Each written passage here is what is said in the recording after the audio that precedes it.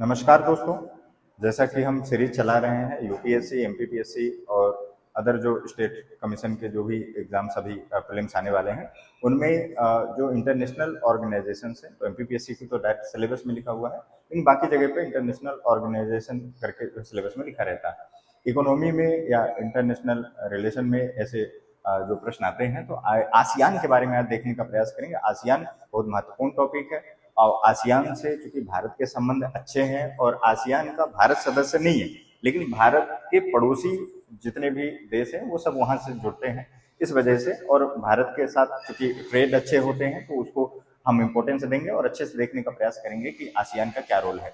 और आसियान की यदि हम बात करते हैं तो आसियान का फुल फॉर्म पहले जो है आपसे पूछा जा सकता है, तो एसोसिएशन ऑफ साउथ ईस्ट, यहाँ पे दिमाग में आपको जो है रखना है south east Asian nation. South east, अब साउथ ईस्ट किसको बोलते हैं वो थोड़ा समझने का प्रयास करेंगे। भारत से यदि इस मैप में, छोटे से मैप में सिंबॉलिक रूप से है, भारत से यदि हम देखें तो भारत का पूर्वोत्तर है, पूर्वोत्तर के बाद म्यांमार शुरू होता है, म्यांमार से नीचे आप चले आइए उसके ईस्ट में और साउथ में जितने भी कंट्रीज हैं वो सब किस में आते हैं, साउथ ईस्ट एशियन कंट्रीज में आते हैं। तो बहुत आसान सा है, म्यांमार से लेके शुरू करो और चले जाइए आप इंडोनेशिया तक, और यहाँ तक जितने भी कंट्रीज हैं सब इसके सदस्य हैं। अभी सदस्य को यदि मैं देखने का प्रयास करूं पहले, फिर बाकी चीजें देखते हैं। म्यांमार है, वियतनाम है, इंडोनेशिया है, सिंगापुर है, फिलीपींस है, ब्रुनेई है, थाईलैंड है, लाओस है, कंबोडिया है और मलेशिया है। और इसमें जो 11वें नंबर का जो कंट्री मेंबर इसका बना हुआ है, लेटेस्ट है 2025 में, ईस्ट तिमोर लेस्टे।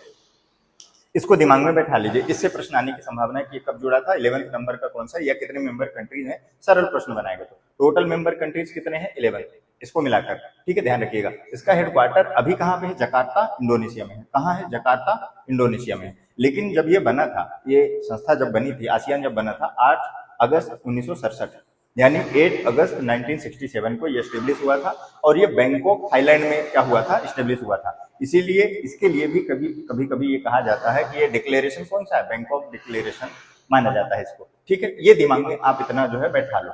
आसियान के लिए एक टर्मिनोलॉजी जो है आपको याद रखना है, जो ये टर्म आपसे पूछ सकता है। तो यहाँ पे जैसे ये नोट में यदि हम देखें, इसको इसीलिए मैंने नोट में लिख दिया है कि ये अलग से टर्मिनोलॉजी एक है, AIFTA। AIFTA यानी आसियान किसके लिए है, ये आसियान।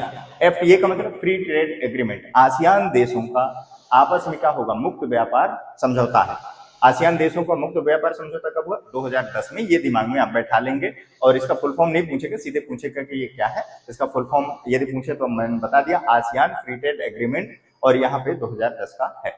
ठीक है, यहाँ पे मैंने जब सार्क बताया था तो सार्क में एक चीज मिस कर गया था, मैं शायद जो है उसको वीडियो लंबा ना हो इस वजह से उसको मिस कर दिया था, लेकिन मैं चाहता हूं कि उसको आप देख लें और वो इंपॉर्टेंट भी है, तो इसी वीडियो में मैं उसको कवर कर लेता हूं। नोट में मैंने उसको लिख दिया है, क्या है, साफ्टा, एक नाम सुना होगा आपने साफ्टा, और एक है साफ्टा।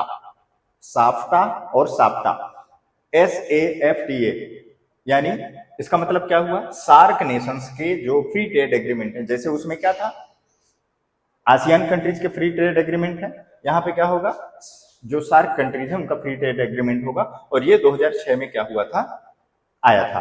अब उसी तरीके से यदि हम देखेंगे तो पहले ये साफ्टा तो बाद में हुआ, लेकिन उससे पहले क्या था, साफ्टा। उसका मतलब ये था सार्क देशों का प्रेफरेंशियल ट्रेड एग्रीमेंट।